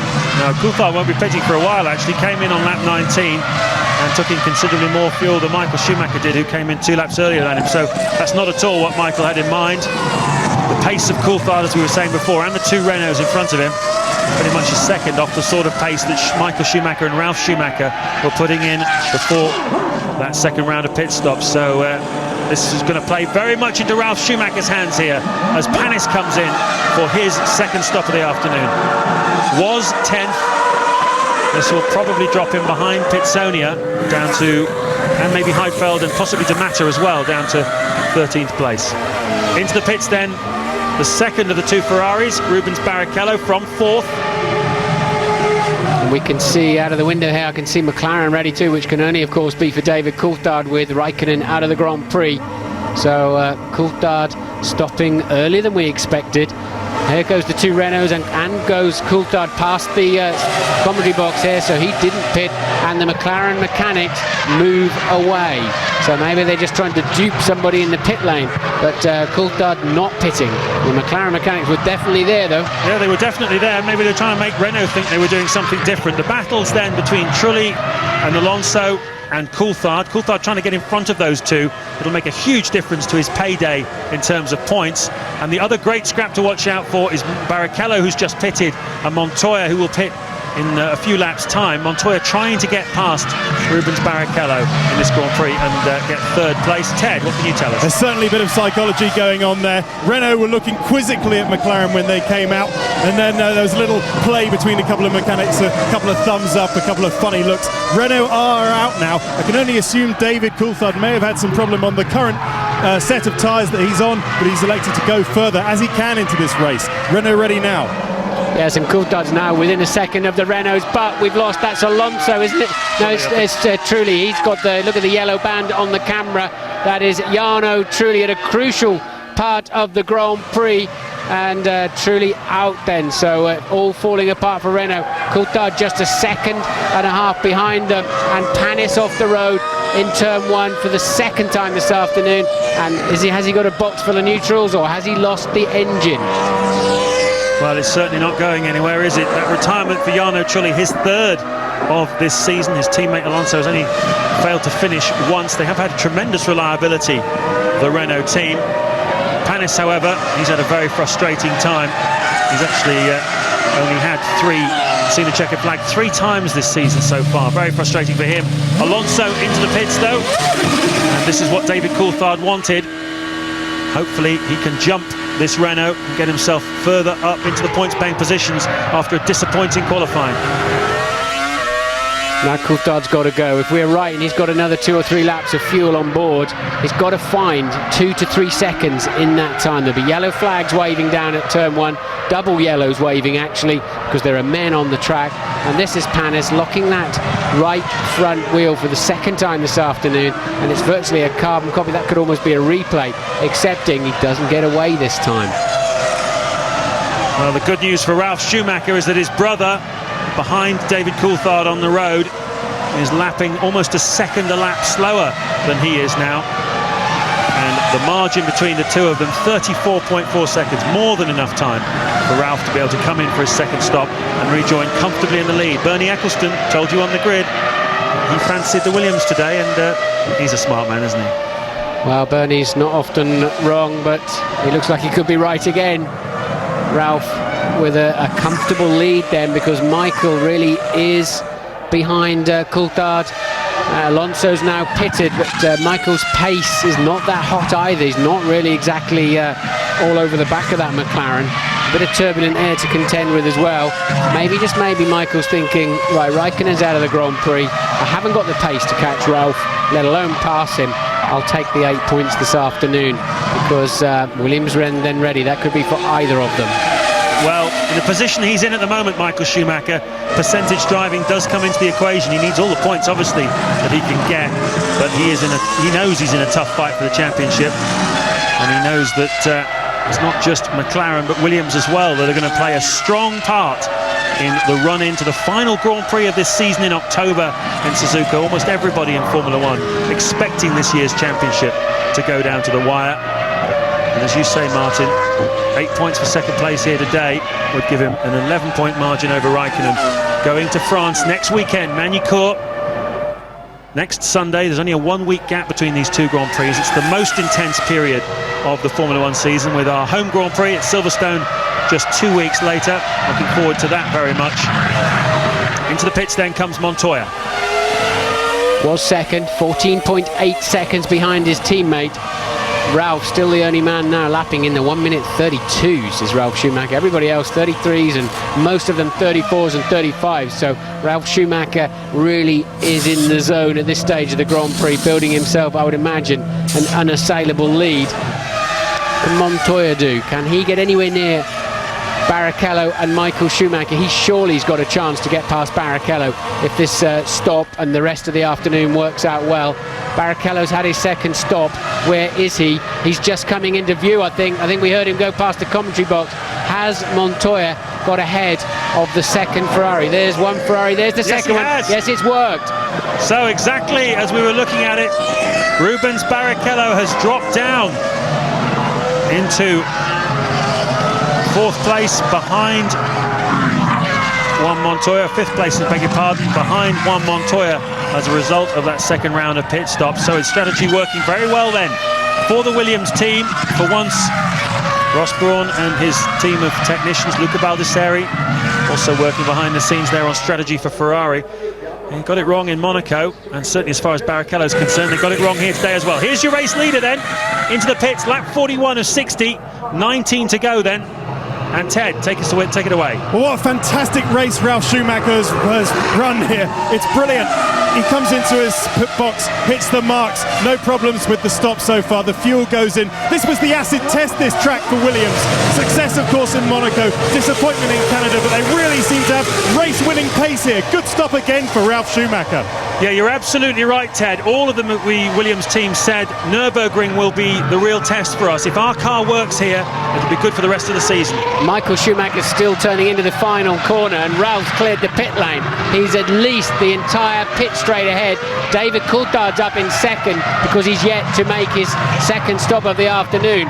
But we've got to watch where Coulthard and Alonso end up after Coulthard has had his stop. Alonso's already finished his, A man on a mission is Montoya. On his outlap has set the fastest second and third sectors of anybody this afternoon on his outlap. He's gunning. Now he's cleared one Ferrari. He's gunning for the other. And Schumacher's had a poor sector.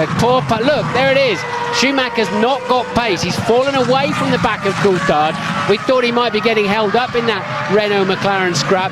Indeed, he's actually fallen away, running a bit wide through the Ford chicane there too. So Schumacher, Michael, coming under pressure from Montoya, who's now blitzed the fastest first sector of anybody on his first full flying lap after that stop. It's interesting, isn't it? This third set of tyres for Michael Schumacher just doesn't seem to be working for him. He's only had them on the car for 6 or 7 laps, and as you say, he is falling into the clutches of Montoya, who has now set the fastest first sector as well, just to fill in the gap. So he is now 2 seconds behind Michael Schumacher and attacking him very hard indeed. He senses that the Ferrari driver is vulnerable. He wants to get more points than just a mere third place, and this is great in the closing stages. 18 to go here at the Nürburgring, and we're, I think, hopefully looking at the sharp end of a Montoya Michael Schumacher scrap. We've had a few tasty ones of those over the last few years, haven't we? Yes, Williams should have had a 1-2 as Coulthard pits. Williams should have had a 1-2 in Canada, and somehow they managed to give it away to Michael. Ended up with a 2-3. I think they might just reverse the tables this afternoon and pull this one out of the bag. Left rear is on. Coulthard starts to pull away, but it's he was going away too early. Went away too early there, cost himself another 2 or 3 seconds. That could well be the difference between clearing Alonso or not. Alonso's past the commentary box. He will not pass Alonso, and that little drama there with the refueling has cost Coulthard the chance. And Louise is with Kimi Räikkönen. That's right. I can't remember the last time we waited until lap 26 for a car to retire. Sadly, it was race leader Kimi Räikkönen that's gone out. Kimi, the team said they had no warning. Did you have any idea that was going to happen? No, just when it was completely fine. Louise, I have to jump in. I'm sorry, because Michael Schumacher has spun off. He was side by side with Juan Montoya, and the two made contact down at the Dunlop hairpin, and Michael Schumacher's looking for some sort of assistance from the marshals. He won't be able to. When he wants to push, his rear wheels are still spinning. He's kept the engine in. He can't have a push, can he? No, he'll be disqualified unless they deem him in a dangerous position, but he's beached. They won't push him off there. Kimi Räikkönen will want to be rushing away from that interview and having a look at that, because that makes an enormous difference to the World Championship in 2003. They have managed, enough of them came out there. Is he allowed to do that? Better be digging the rule book out. But unless it's deemed to be in a dangerous position, you're not allowed to receive outside help, and it's pushed Michael Schumacher way down the field. And I don't really know how Michael let that happen. Montoya had the outside line. Here we see Montoya getting a good run out of Ford chicane. Michael inevitably having to go defensive on the inside. And so Montoya says, no problem, I'll have a go down the outside. Squeezes Michael in, they touch. And how Michael spun and Juan Pablo didn't, I have no idea. It's the Williams that should be gyrating, not the Ferrari. And somehow or other, Michael just went too cautious in there, and it worked out, luckily but beautifully, for Juan Pablo Montoya. Here it is from another angle. So Michael's got the racing line and just gets it all sideways. Well, 9 times out of 10, as you said, the car on the outside is the one who spins gently around. The Ferrari mechanics reacting, as you can see in the pits. They can't quite believe this. Any suggestion to you that the race stewards need to look at this from Montoya's point of view? Any suggestion he might get any kind of penalty for this, or is it a racing incident? No, it's absolutely fine. What Montoya's done is fine. He squeezed him, but he left him enough space. And Michael has allowed himself to, his focus went from his car to Montoya's car, and he spun off. There's nothing wrong there from Montoya. I'm happy you said that. That's what I was hoping you were going to say. I think you're absolutely right. And, well, they're packing away the pit board. Oh, they're not actually. They're continuing to give signals. So they obviously feel that Michael Schumacher is eligible to continue despite his push. We're checking through the rule book at the moment to see what we can find out about it. We'll have an answer for you very, very shortly. What drama here then at the Nürburgring. It's Formula One for you. Just when you think things are stabilising, you get the race leader Räikkönen having an engine blow up. And as we're talking to him live on F1 ITV, and I'm sorry to Louise for cutting across it there, but Michael Schumacher and Juan Montoya in a scrap for second place. Look at Coulthard, almost nerfs the back of Alonso, getting very very, very close to the back of the Renault there, David Coulthard. It was only a bit of smoky tyre braking that kept him out of it. Alonso seems to be struggling here, Martin. Does indeed, struggling under braking. Coulthard looking like he's got plenty of extra pace, doesn't he? They're, of course, ahead of Michael Schumacher now, so that's for 4th and 5th. Mark Webber's moved up to 7th. Button is 8th for the top 8-point scorers. But now Coulthard getting feisty over a potential 4th place. They're 18 seconds behind 3rd place man Barrichello. Ralf Schumacher leads from Montoya. It is a Williams 1-2 at this time, and that's thanks to Montoya's bravery around the outside of the Dunlop curve. Let's have a listen then to David Coulthard's engine as he cutting away from it, but as he attacks Alonso. This is the battle for 4th place. Barrichello is up the road 18 seconds, so Coulthard probably doesn't have a chance of catching him in the Grand Prix for a podium, but still 4th place is better than 5th when you started 9th on the grid, as David Coulthard did. Very strong drive once again from the Scotsman. Let's listen to him. And where he's got to be close is out of this next right-hander, because he's got more straight line speed than the Renault, and he's clearly faster under braking. So if he can get closer than that, has to be said, he's got a chance of overtaking the Renault into this next little NGK chicane, and that is where he's going to make the move when he makes it, if he makes it. Ralf Schumacher with a 16.7 second lead then over Montoya. Barrichello 9.5 seconds behind them. And this battle, 18 seconds further behind Alonso Coulthard. Michael Schumacher catching them about a second to a second and a half per lap. But he's 17, after that little drama in the gravel trap, he's 17 seconds behind him, and Coulthard running well wide into turn 1. Alonso struggling under braking. And this was the pit stop of Coulthard.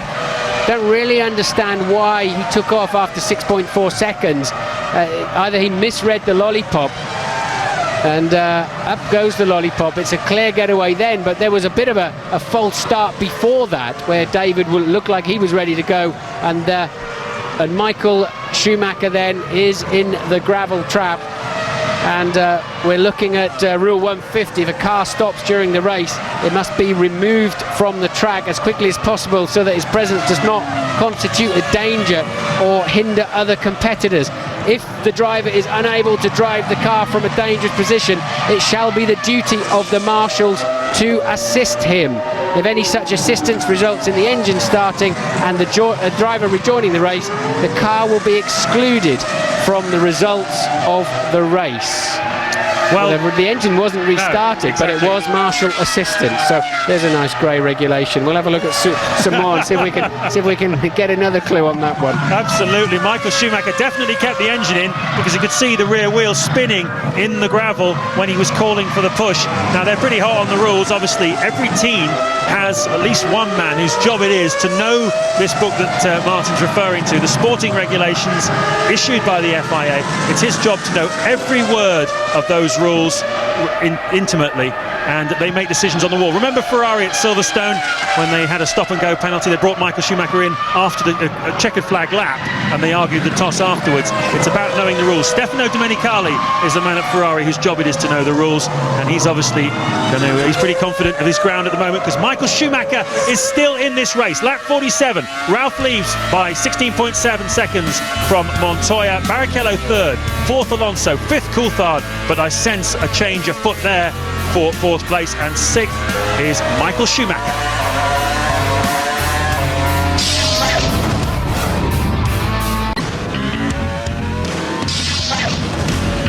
Welcome back, and what looked like a pretty much regulation finish to this race, and a victory to Ralf Schumacher has become a lot more interesting for what's been going on behind him. Now, Neil, this is a critical outcome in terms of the championship points, and I'm sure Kimi Raikkonen is sweating on this as much as every fan.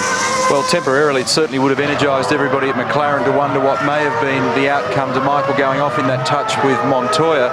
But the significant thing is, in that situation where he was buried temporarily on the gravel and the bottom of the car was stranded on the top of the ripple strip, is that he kept the engine running. And just going back to, as we look at the bollard there at the apex of that chicane, that's well and truly ripped in half, a little bit like the one we had in Adelaide, the Clipsal 500 a couple of months ago. But the significant point in the situation in terms of clarifying the legality of whether or not Michael could continue is Article 151 in the Formula One sporting regulations. If a car stops during the race It must be removed from the track as quickly as possible so that its presence does not constitute a danger or hinder other competitors.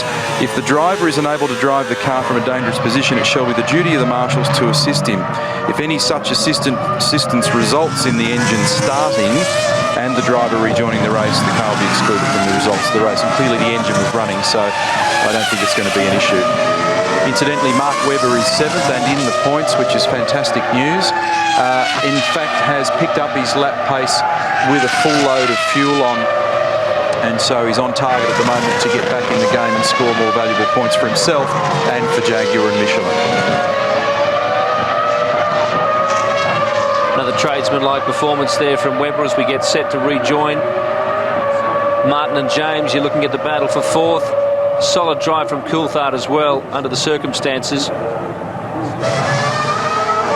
But your race leader is still, and by a long way, Ralf Schumacher will return now to the Nürburgring. Lap 49 of what had been a rather static and in the last few minutes has become a rather exhilarating European Grand Prix. You've missed nothing while you're away. David Coulthard is closing down once again on the back of Fernando Alonso in the battle for 4th place. He lost a little bit of ground going deep on the brakes a couple of laps back. He's yet to really make that ground up, but you can see now he's just starting to edge closer. The Renault not enjoying the afternoon at all.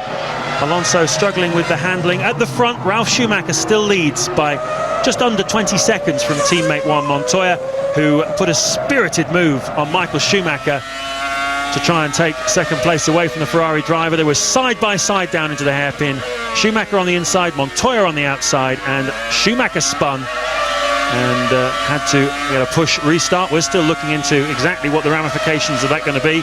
Martin read us the rule a few minutes ago, but it is slightly vague, and we wait to see what the story is. I haven't seen any suggestion that the stewards want to talk to the Ferrari driver or any flags, so they're obviously happy that under the wording of that rule, because his engine perhaps was still running when he received the push, Michael Schumacher is allowed to continue in this race. Barrichello's 3rd, Alonso 4th with Coulthard 5th, as we said. Michael Schumacher rejoined 6th after that spin, and he is just in front of Mark Webber in the Jaguar. We've not seen him all afternoon apart from an early pit stop. He's doing a great job once again for Jaguar in 7th place, with Jenson Button in the final points position in 8th. Sorry, James. Alonso went in too deep. It's definitely struggling under braking. Coulthard couldn't punish him for it on that occasion, but Alonso getting himself way, way deep into the NGK chicane and managed to hold the inside line there. So still the scrap goes on for 4th place. Coulthard now knows he's got a way better car under braking, and Alonso's going to have to go defensive in any braking zone while he can see that red patch on the nose of the McLaren. Here we go again. Look, he's just gone in too deep. Knows he wants to go round the corner, otherwise he could get penalised. Coulthard's so close to losing his right front. We're on board with Coulthard. He's going to try and make hay while the sun shines there and almost loses his right front in the middle of it. Got onto the outside dirty part and then couldn't get traction on the way out of the corner. Alonso breathed a sigh of relief. Nearly contact there between the McLaren and the Renault, but the race goes on. Indeed it does. Renault mechanics keeping a watchful brief. The pace at the front of Ralf Schumacher and Juan Montoya. They are the fastest 2 cars on the track at the moment. They're lapping in the low 1:34s, which is about a second off the pace of earlier on when the intense battle between Ralf Schumacher and Michael Schumacher was underway. So I think BMW Williams feel they've got this race pretty much under control at the moment. It's just really a question of what Coulthard can do about Alonso, and 14 seconds behind Coulthard, Michael Schumacher, what he can do about the McLaren and the Renault. But the way he's going at the moment, it's going to be difficult for him to close down on them in the last 9 laps. Yeah, I'm just trying to think. I mean, the regulation says if the engine restarts, which it didn't, he was in a dangerous position because he's in the heart of the braking zone for a heavy stop into the hairpin. I think he should be excluded in many respects, because you cannot entice. It took 5 or 6 men to get that car. It was beach, wasn't it? Sitting on its under tray, and you don't want to create circumstances where somebody like Michael Schumacher can beckon on and bring a lot of people into what is a dangerous zone, even if it's covered under double waved yellows. But the regulation is not clear. It doesn't absolutely say he will be excluded. Ferrari will say he was assisted away from a dangerous position and the engine did not restart. It was already running. Ted? Yes, Martin, the view down here at McLaren and Williams is that it's about the interpretation of dangerous position. Now, do you think that Michael Schumacher was in a dangerous position? Well, he was at the outside of the corner, so if someone goes in there, they could have clomped into him, so that's dangerous enough. Ferrari's Stefano Domenicali has been in constant contact with race control via the radio link from the pit wall. The fact that nothing's happened here says that they have got away with that. It is suitably vague, as you say, but, well, that's the way they like it sometimes. Yes, indeed, but we'll wait and see what happens yet. There's plenty of time still if they decide. They can be sitting and discussing that one for 20 minutes if they want before they have to make a decision. Meanwhile, Michael Schumacher is cruising along, not very fast, it has to be said. He's not under pressure from behind by 7th place man Webber. He's nowhere near the Coulthard-Alonso fight, so he's just pacing along in the 134s, probably wondering himself if he's going to keep that 6th place at the end of the afternoon. Yep, 3 points at stake here for Michael Schumacher. If he's able to stay where he is, he's 13.8 seconds off the Coulthard-Alonso scrap now, so he is closing in on it at about 3 or 4 tenths of a second a lap, but that's not really enough with just 9 laps to go in this Grand Prix to actually do anything about passing Coulthard and picking up more points.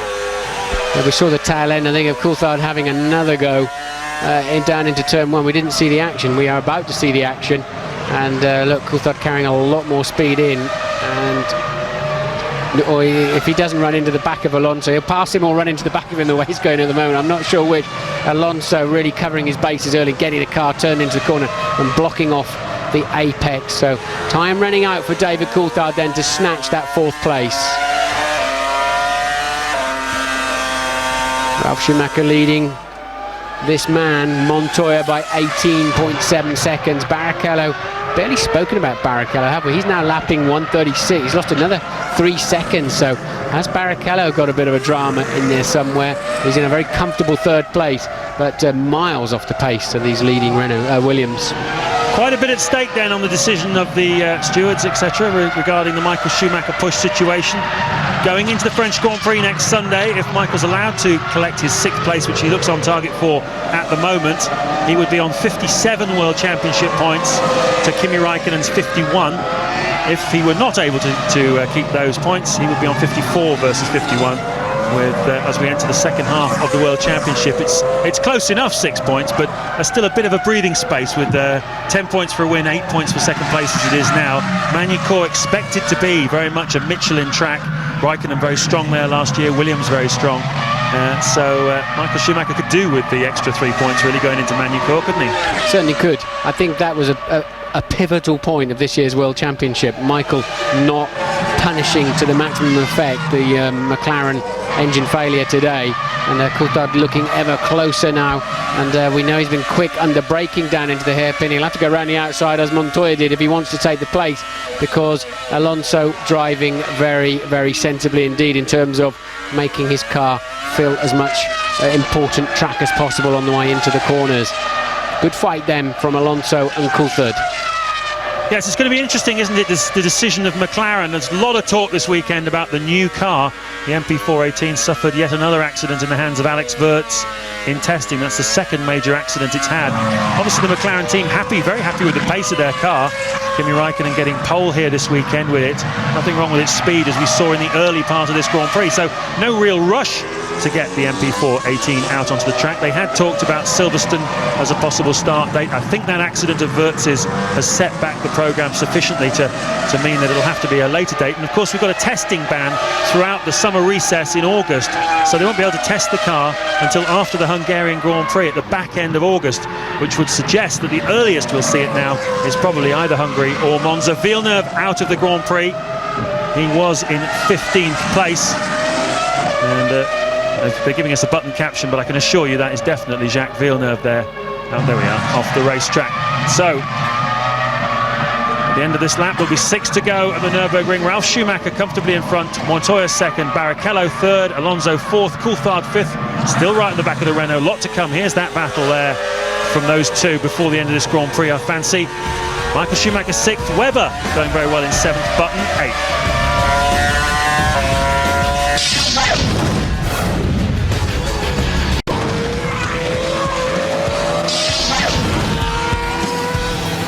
Well, we still wait for what will be a very interesting postscript to this race, and that is confirmation of the Michael Schumacher situation. There's no doubt at all, unless there is a Raikkonen-style blow-up, that Ralf Schumacher will take this victory and maintain a very consistent record this season in the championship now. Yes, it's been an extraordinary performance from him so far. If he does continue on target at the moment, he will continue to complete a trouble-free run in the championship so far, with virtually 9 rounds down in the points in every one, an unbroken record, an amazing performance in terms of reliability. Crunch some numbers, Billy, just to see what it all looks like, assuming that things stay the way they are at the moment. And Michael, but there's going to be some conjecture over this, I think, in the closing stages of this race or post-race, but with 57 points, and there's his boss. He's contemplating life at the moment. Kimi Raikkonen with 51. Ralf Schumacher with 43 is a replay of the incident as Michael loops around, which really is quite an extraordinary situation. Normally it's the bloke on the outside that finds himself in the kiddie litter. Then on 39 points, Fernando Alonso and Juan Pablo Montoya. Another replay just to show us again precisely what happened. They actually made contact here, and how lucky was Montoya not to end up with a puncture in that front right. Usually when you sword somebody with the front wing end plate, it's all over Red Rover. So 57 for Michael, 51 for Kimi, 43 for Ralph, 39 apiece for Alonso and Montoya, 37 for Barrichello. And the Constructors' Championship would see Ferrari on top with 94. Williams would then move into second with 82, McLaren with 80, and Renault up to 52. They are finishing strongly, and in recent testing, we're expecting to do very well at Magny-Cours the following week. As we look again at the Jordan woes, this has been a very unhappy race for them, in particular Giancarlo Fisichella. We'll go back to Martin and James. This is lap 56 of 60, the closing stages of the European Grand Prix, and we've got a massive engine blow up there for one of the Toyotas. It must be, I think it's D'Amata. Yes, it is indeed. He coasts straight on at the chicane, having blown up right in the braking zone for the chicane. It's been certainly a pretty eventful afternoon as far as the World Championship is concerned. Kimi Raikkonen took the lead at the start of the Grand Prix, driving away from everybody else, and his engine blew up. He thought he was really in trouble championship-wise, because Michael Schumacher was looking pretty strong. He was overtaken off the start line by his brother Ralf. He was running in third place. As we look again at D'Amata's engine blow up there for Toyota. But then a few laps ago, in a side-by-side scrap going down into the hairpin, Juan Montoya went round the outside of Michael Schumacher. That's Giancarlo Fisichella's shredded right rear tyre on the Jordan, and the two cars touched and Schumacher went into a spin. He received a push from the marshals. He's now running in 6th place, and that will mean 3 World Championship points for him, as opposed to the 6 he would have got in his original position. And I think we'll be talking about that one for quite a long time to come. 4 laps to go here at the Nürburgring. Montoya did absolutely nothing wrong. If they penalise him for that and fine him, I'll personally pay the fine, because that would be outrageous. I think he was wrongly penalised in Malaysia a couple of years ago when Michael ran into the side of him, and he took the punishment for it with a stop-and-go penalty. Coulthard still not able to find a way past the Renault. He'll hope that they move that Toyota quickly from the NGK chicane, because that's the best chance he's got of overtaking, and there'll be waved yellows down there until they clear the Toyota out of the way. But that remains then Alonso 4th, Coulthard 5th, but Montoya surely cannot be penalised there. They're having a look at the incident. He left Schumacher enough space, no doubt about it. The question for me is, outside assistance, Michael Schumacher, will he be excluded? And that's certainly under discussion at the moment. Kimi Raikkonen talking to Norbert Haug there, and Mr. Huppert of Mercedes-Benz, Mansour Ogier, probably the nicest man in Formula One, I reckon. He's a great man, Mansour. But, what can you say to the young man? He did what he had to do, and the car wouldn't quite stay with him today. No, indeed, the Mercedes engine letting go. It's been reasonably reliable this season. Then just saying bye to everyone. Managing Director of McLaren, Martin Whitmarsh, Ron Dennis, team principal.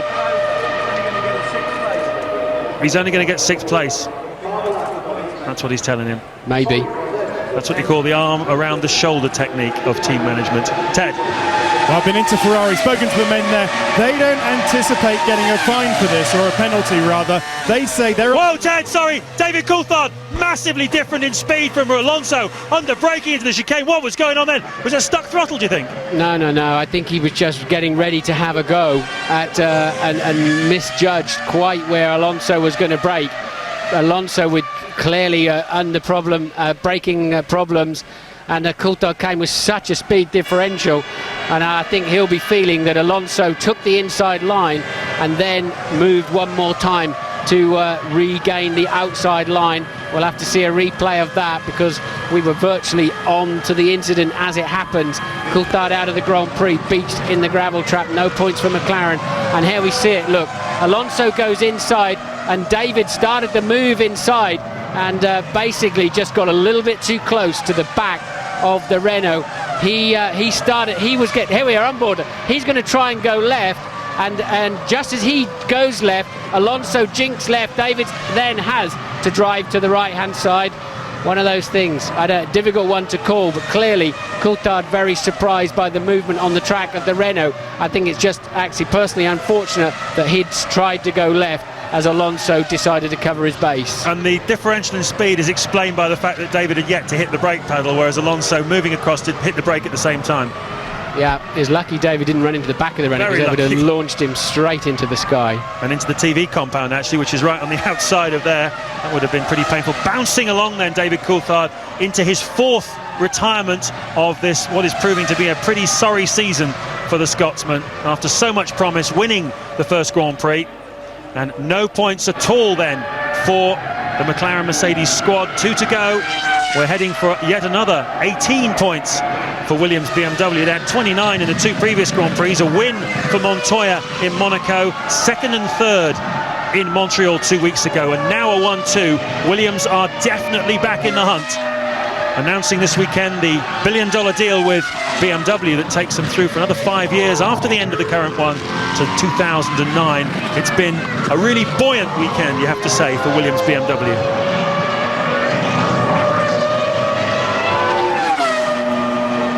Just another word quickly on the point situation. Nick Heidfeld, would you believe, as a result of that incident of Coulthard, is up into 8th place. He started from the pit lane in the Sauber.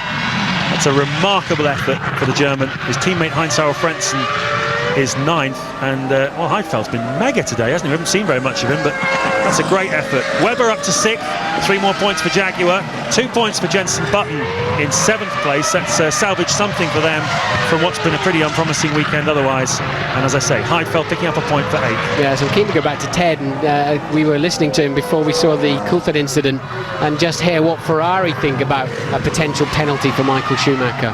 Well, Martin, this is what they think. They think the car was certainly in a dangerous position, so it was okay for the marshals to give him a push start. They certainly do not anticipate getting a penalty. Williams, by the way, can't believe that Montoya was under investigation for that. They reckon Michael just spun on his own. Yes, but I would be surprised too in their part, because it was one of the great overtaking manoeuvres in Formula One as far as I'm concerned. He left Michael Schumacher enough space, but only just. He wouldn't have wanted any more paint on his tyres, otherwise there wasn't enough space. And then it was Michael that was forced into the error. Montoya left him enough space to get away with it, no doubt about it. So Montoya hopefully will receive no penalty at all. Ralf Schumacher coming into the NGK chicane then, and only a little way to go, James. Yes, indeed, coming through then to collect a victory that he thoroughly deserves. It's been a wonderful performance by Ralf Schumacher, criticised 2 weeks ago in Montreal for not having a go. He certainly had a go today. He wins the European Grand Prix, a German on German soil. It's a Williams 1-2, and they are really in the championship hunt. Here comes Juan Montoya in 2nd place. We'll remember his move on Michael Schumacher for many years to come. Hopefully there won't be any ramifications in the steward's room afterwards. A fantastic performance, an up and down Grand Prix. It had its static moments, but it also had its moments of high drama. The removal of Kimi Raikkonen with a blown engine, the pass of Montoya on Michael Schumacher, which put the World Championship leader into a spin. Rubens Barrichello picks up yet another podium in what has been a quietly understated season for him. But really all the talk today about the Williams-BMW team. Here's Alonso, who resisted the attentions of David Coulthard in the closing stages. But is that Michael Schumacher right behind him then? They've not been lapped, so he's got to get across the line. Yes, indeed. Alonso's got a problem of some sort. Schumacher is there for position, can you believe, in 4th. There he goes, he just makes it. Michael Schumacher up to 5th with Coulthard's demise, and Heidfeld got a point in 8th, having started from the pit lane. Webber and Button 6th and 7th. Alonso clearly with a drama on the last lap, just held off a fast-closing Michael Schumacher. And he's as happy as if he'd won the race, isn't he? I don't blame him, actually, because all race that thing has looked like a pig to drive, and he kept everybody behind him. He got in front of his teammate Trulli, kept Coulthard behind him, kept Michael Schumacher behind him. Another very solid performance then from a Fernando Alonso. And Michael Schumacher, they call him the luckiest driver in Formula 1. He had that spin, and he's still managing to walk away from here with 4 World Championship points. Yeah, and how often do you see one of those things, Beach, getting out of the gravel trap? Ted is with Sam Michael of Williams. Well, Sam, congratulations. That was a stunning performance from Ralph against the odds. Yeah, thanks, Ted. It was really good. We obviously, with our strategy, we ran a lot of fuel yesterday in qualifying because we wanted to go long. So we were carrying about 15 kilos more fuel than Ferrari and McLaren, and it paid off. So, you know, Ralph was looking strong even before Raikkonen stopped with the engine failure. So we're pretty confident that we could get him because we were going about 5 laps longer on the second stint as well. And Juan also did a good job to come back from where he came from. It was really good effort for the team today. 1-2 is what we need. Well, that was there was a number of good drives in that Grand Prix, but in particular, as we look at the results, Ralf Schumacher and Juan Montoya for Williams. Remember back in Melbourne, first round, they started very, very shakily. McLaren was the only team taking the fight to Ferrari in the early rounds, and of course Coulthard picking up that victory. But how things have turned around since then. David has really struggled since, and by contrast, the Williams guys have just powered on. Kimi Raikkonen, devastating blow, but a little bit of a save in terms of Michael Schumacher's position. He picked up 1 towards the finish, of course, thanks to David Coulthard's exit, so 5th place for him and a few more points ahead of Kimi.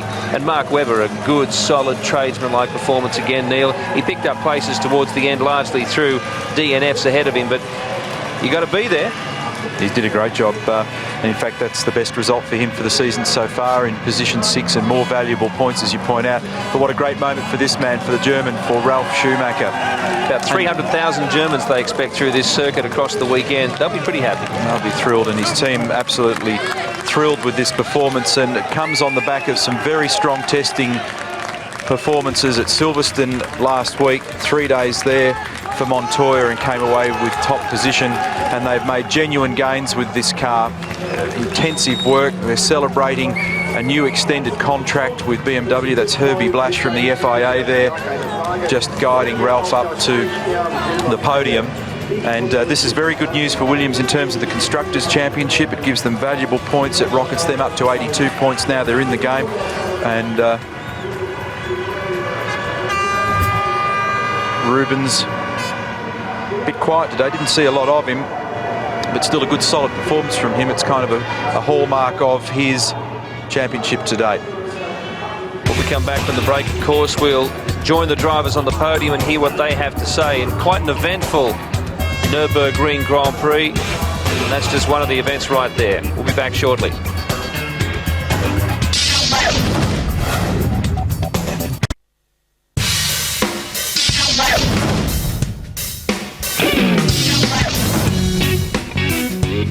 For Kimi Raikkonen to get a pole position, but unfortunately, I shouldn't laugh, it's been a miserable day for him, indeed for the McLaren team. David Coulthard was really working hard to get some solid points for them, some sort of return from the European Grand Prix, and that all came to naught in the closing stages of the race. He was very lucky, in fact, Neil, wasn't he, under the circumstances? That car was almost sideways into the kitty litter, could have easily rolled. Yeah, but spectacular closing stages to this Grand Prix. Just about half the field trying to attack the back of Alonso's car, and even in the closing stages there, Michael was having a nibble at it as well. But extraordinary to see the difference, the speed differential between a car that's offered in a braking area and one that's still on it, and how Coulthard didn't end up just ripping the front off his car and the back off the Renault. Really quite extraordinary, but very frustrating for them. It's essentially their home Grand Prix in terms of their manufacturer support with Mercedes, and to come away without any points is a real disaster, and it'll put further pressure on them. As I said before in one of those breaks where we were just filling while the ITV guys were away in a break, it sort of comes on the back of a week of fairly heavy news for them at McLaren. The problems with the FIA, crash test with the new chassis. The summer testing banned, so they can't do any ongoing development work with that car. Well, they're completely out of sync now, really, in the development of it, and the 2003 car is going to become the 2004 car if the delays keep going. And meanwhile, their key rivals from Germany in BMW in the back of these cars, and these cars are now performing brilliantly, gaining valuable points. A 1-2, look at that, light her up, Ralph. A 1-2 for Williams, and a terrific performance. Great opportunity, too, for Ralph to step out of the shadow of Michael, particularly on the home circuit. Probably delivers the smile that he's been looking for since Monaco, because when you start on the front row at Monaco and not end up on P1, it's frustrating.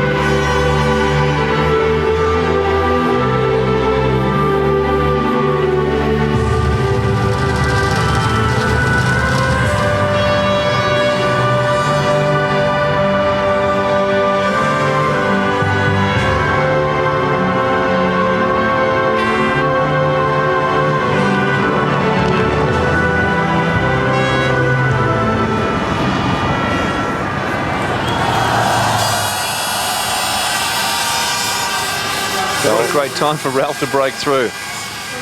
Yeah, it's fantastic, isn't it? You look at the last three results now for the Williams team, and it's been such a strong run for them. They've really bagged some points here. You go back to Monaco, 4th place for Ralph, Canada 2nd place, and now a win today. You look at Montoya's performance, obviously win at Monaco, 3rd in Canada, 2nd here today.